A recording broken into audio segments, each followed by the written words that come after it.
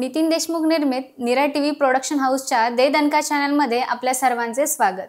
जर आपले तोंड कोरडे पडत असेल तर याकडे दुर्लक्ष करू नका। हे लक्षण गंभीर आजाराचेही असू शकते। नमस्कार, मी शुभांगी। दे दणकाच्या आरोग्य वार्तातील भाग क्रमांक 4 मध्ये आपण बघणार आहोत तोंड कोरडे पडणे म्हणजे कोणत्या गंभीर आजाराचे लक्षण आहे। सर्वसामान्यपणे आज मधुमेहाच्या आजारात वाढ होताना दिसून येते।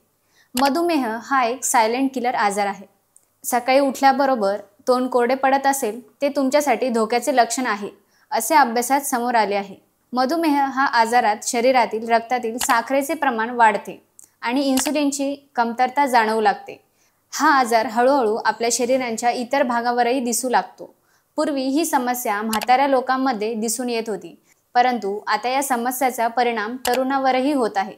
लहान मुले आणि तरुण टाईप 1 मधुमेहाने ग्रस्त आहेत। वयाच्या 40व्या वर्षानंतर लोक टाईप 2 डायबिटीजला बळी पडतात। मात्र अनेक वेळा आपण या आजारांकडे दुर्लक्ष करतो, जो भविष्यात धोकादायकही ठरू शकतो। मधुमेहामध्ये रक्तातील साखर वाढल्यास काही लक्षणे दिसून येतात।